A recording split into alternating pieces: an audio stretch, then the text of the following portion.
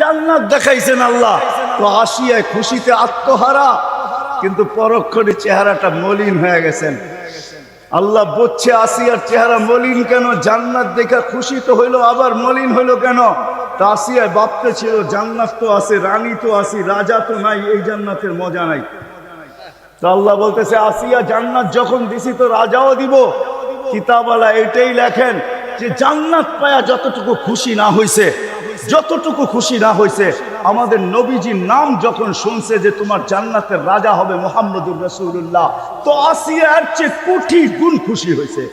যার কারণে যেদিন মার পেটে আমাদের নবীজি আসছে, আসতে দেরি, আসিয়া ফুলের মালা নিয়ে আসতে দেরি করেন নাই। ফুলের মালা নিয়ে জান্নাত থেকে ছুটে এসে আমিনার গলায় পড়া দিয়ে বলছে, আমিনা আমাদের জান্নাতের বাচ্চা তোর পেটে চলে আসছে।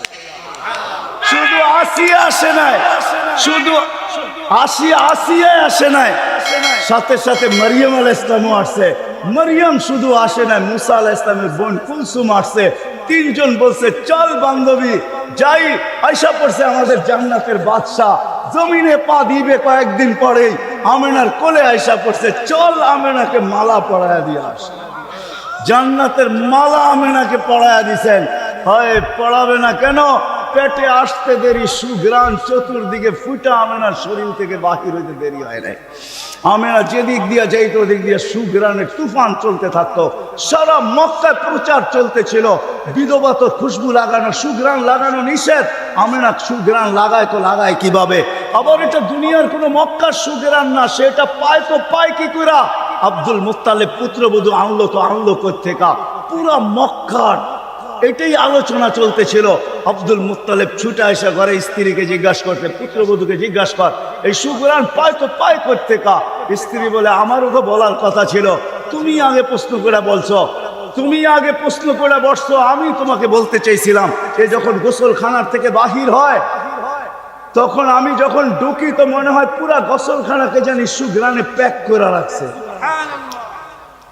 আমি জিজ্ঞাসা করি নাই, বড় দুঃখী, স্বামী নাই, পেটে বাচ্চা, এই জন্য আমি জিজ্ঞাসা করি নাই, ভয়ে ভয়ে চলো দুইজনই জিজ্ঞাসা করি।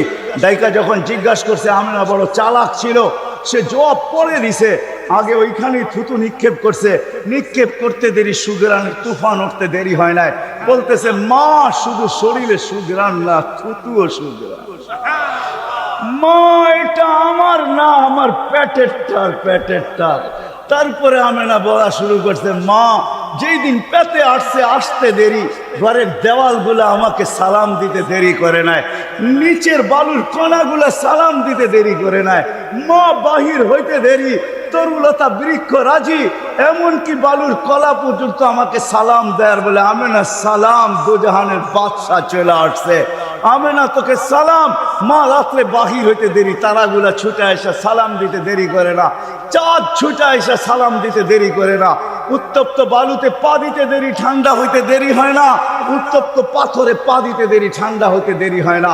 মা বাহিরে রৌদ্রের ভিতরে বাহির হইতে দেরি, মেঘ ছুটে এসে আমাকে ছায়া করতে দেরি করে না। মা এখানেই শেষ না, 12 জন রসুল এসে আমাকে সুসংবাদ দিছেন। প্রথম তো ভয় পাইছি, এখন আর ভয় পাই না, এখন অভ্যাস হয়ে গেছে। মা এইখানেই শেষ না, যেদিন থেকে পেটে আসছে ওই দিন থেকে আর রশি দিয়া কুয়ার থেকে পানি উঠাই না। আমি কুয়ার পারে যাইতে দেরি, পানিগুলা কলকলায় উপরে আসতে দেরি হয় না।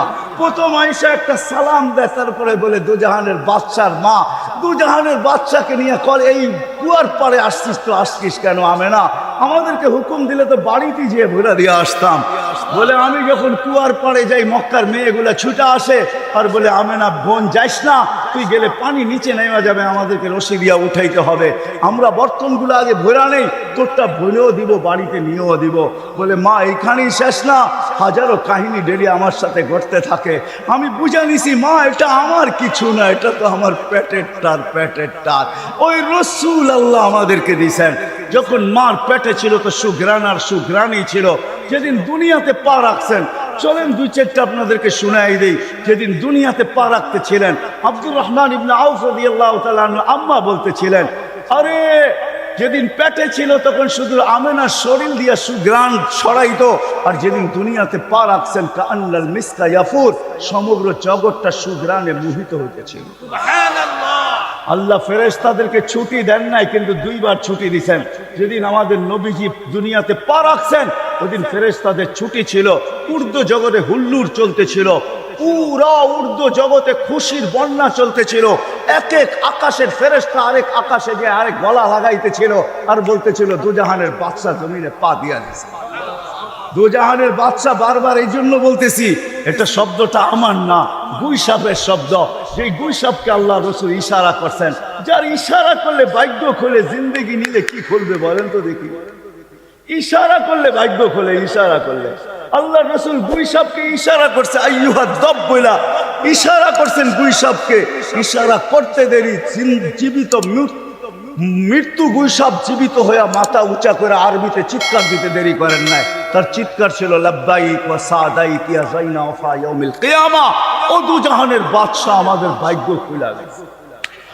আপনি ইশারা করতে দেরি, যার ইশারায় ভাগ্য খোলে তার জিন্দেগি যদি জিন্দেগি হয় তার কি করবে বলেন। যার আদর্শ হয় তার কি করবে।